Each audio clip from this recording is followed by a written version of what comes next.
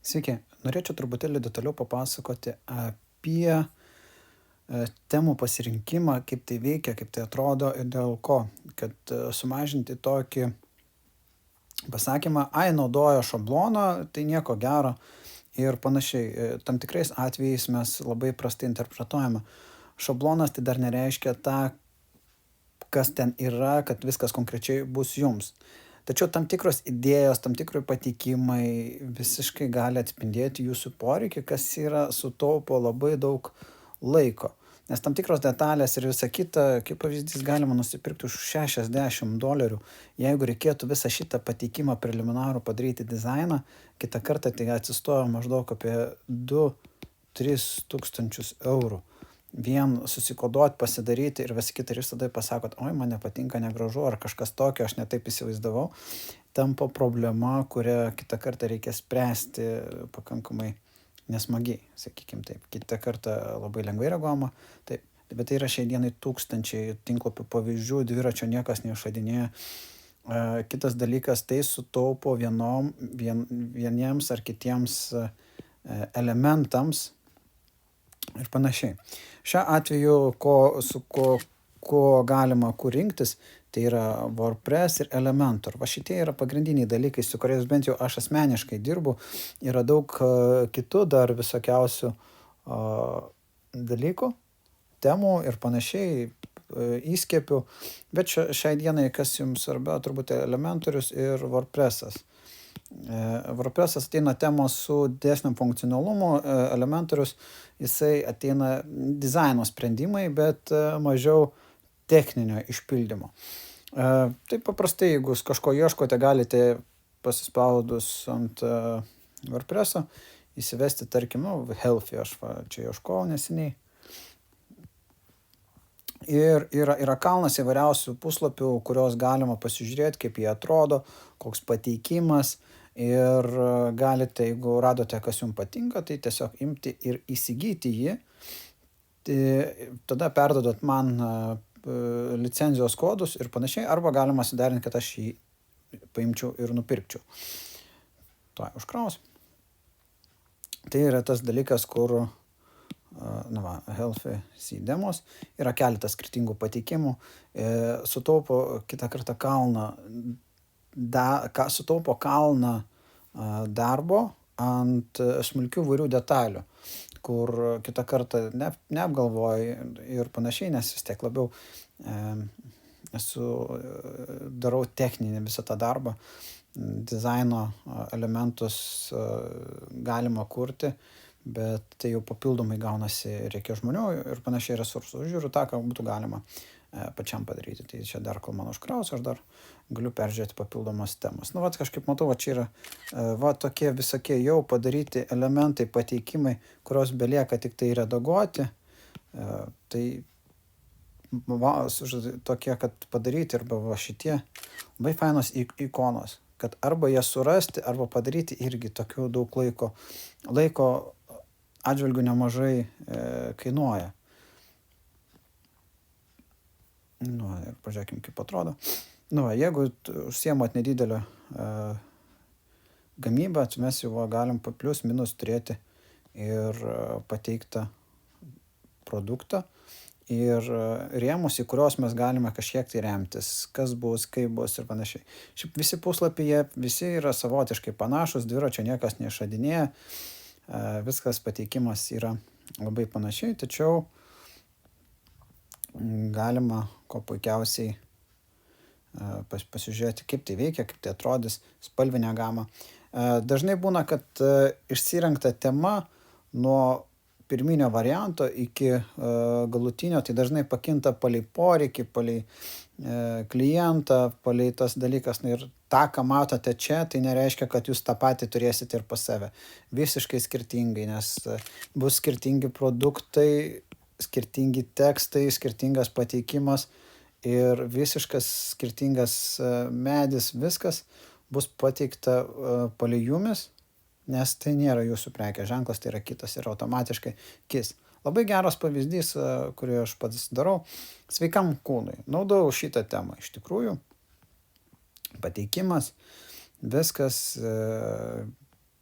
kaip ir faina, gražu. Ir galiausiai bedirbant, beplėtojant paslaugas apie puslapiai, team, beplėtojant visą šitą temą, supratau vieną dalyką, kad jinai netitinka tam tikrų vienų ar kitų lūkesčių, pateikimo, spalvinis netiko. Ir iš pradžių buvo padėta ant viso šito, buvo netgi tos visos smulkios detalės naudojau. Po to, į ką buvo mažai atkreipta dėmesį, kad šita tema jinai visiškai prastai bendrauja su mobiliąja versija. Ir iš esmės šita tema, kuri yra kurią naudojau sveikam kūnui.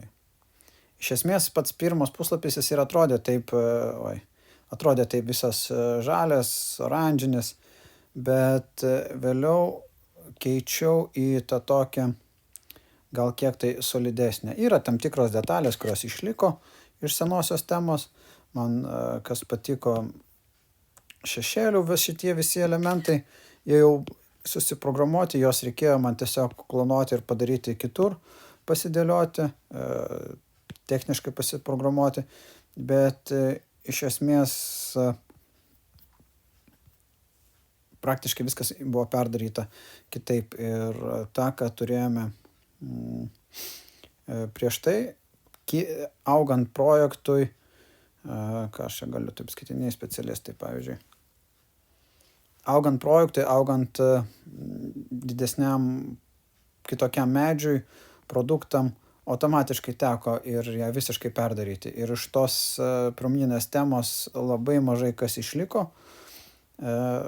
Ir šiaip nesu aš patenkintas aplamai. Yra savotiškų niuansų, bet kadangi jau visas griaučiai, viskas pastatyti, tai nesinori išradinėti dviračią ir iš naujo perkūrinėti. Kitą projektą darydamas aš turbūt biškį kitaip daryčiau, bet visą laiką yra procese. Bet iš esmės, kai pradėjau, jisai tikrai atrodė šitaip. Labai daug tų detalių bandyta išlaikyti, bet galiausiai išliko labai nedaug tų elementų, nes tiesiog buvo mažinama ir dar galėtume pažiūrėti produktai. Temos.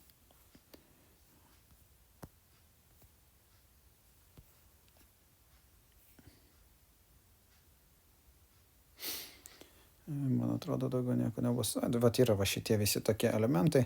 Jie visi buvo irgi išliko iš senosios temos, bet galiausiai aš palengva viską išimu arba jų nebelieka mobilioji versijoje. Jo, aš praktiškai visur išėmiau dėl konservatyvumo ir paprastumo. Per daug blaškymosi, per daug, čia anksčiau irgi buvo paveiksliukas su vaikais, bet tada kuriamos atitinkamos vienos ar kitos asociacijos, mobilioji versija jos dingsta, reikia papildomai programuoti ir tada prasideda blaškymasis.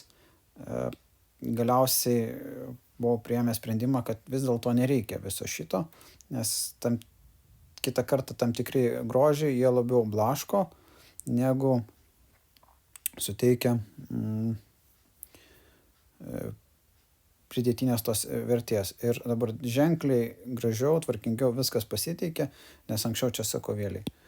Buvo paveiksliukas, čia buvo paveiksliukas, čia buvo tada ėjo tekstukai, dar visa kita, atrodo kaip ir fainai gerai, bet tada jie turi visur kartotis, tada kūrėsi asociacijos ir tos nuotraukos praranda tam tikrą dalyką. Ir dar pažiūrėkim apie puslapį. Jo. Galiausiai buvo šitie visi elementai išimti, nes nebeatitiko maisto papildų, sveikos gyvensenos ir panašiai. Plus, sakau, mobilioji versija reikėjo slėpti, kitą kartą nušokdavo niuansai. Bet, sakau, apie ką aš noriu pakalbėti, kad tas, kas yra temoje, tai dar nereiškia, kad visa tai bus ir pačiam tinklalapį, nebent yra poreikis konkretus. Tai nebijokite pasižiūrėti, nebijokite temos, nebijokite pasižiūrėti vienu ar kitu dalyku, nes kitą kartą išsprendžia labai daug. Va, aš matau, šitas labai fainas.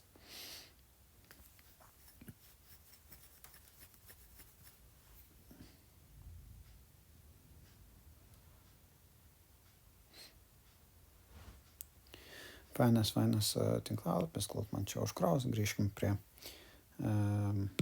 Healthy Food. Ir yra kalnas įvairiausių pateikimų, detalių, kurios turbūt labiausiai atspindėtų jūsų veiklą, spalvinę gamą ir panašiai, kad mes galėtume susidaryti bendrą vaizdą.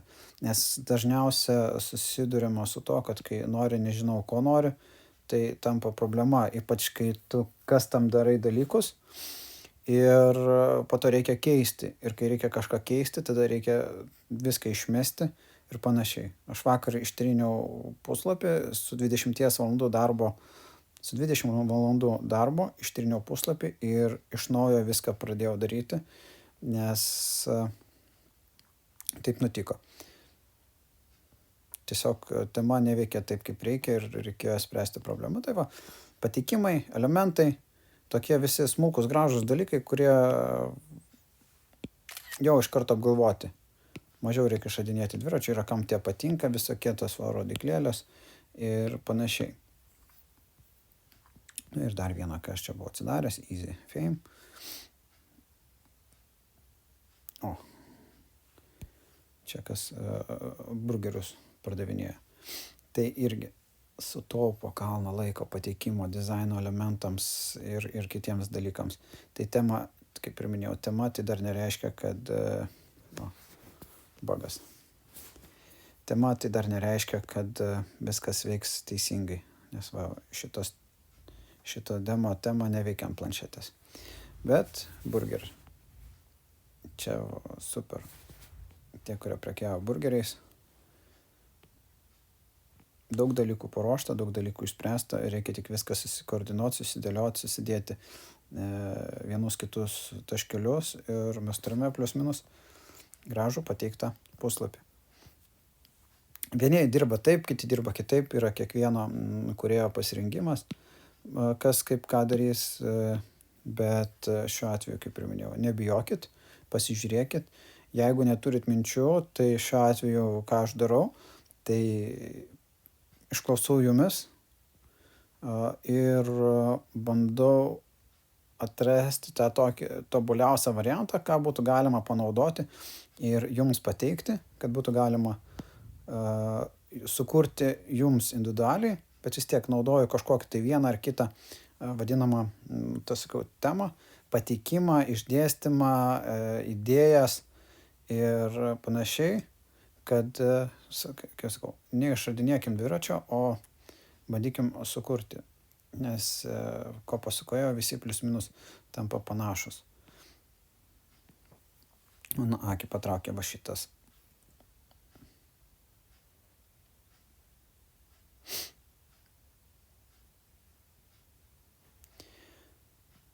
Ir gerai, čia mes tą uždarykim. Čia dar kartelį pažiūrėkim, nes sakau, man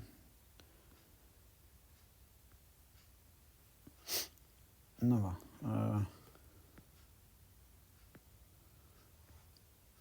Gražios va detalės, iš karto ikonėlės surinktos, sudėtos,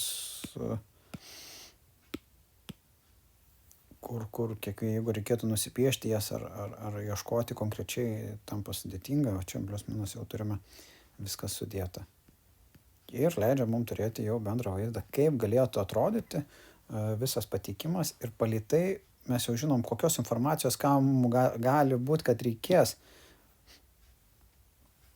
Tai va, taip neišsiplečiant, kaip pasirenku temą ir kaip viskas vyksta pirminiam procese.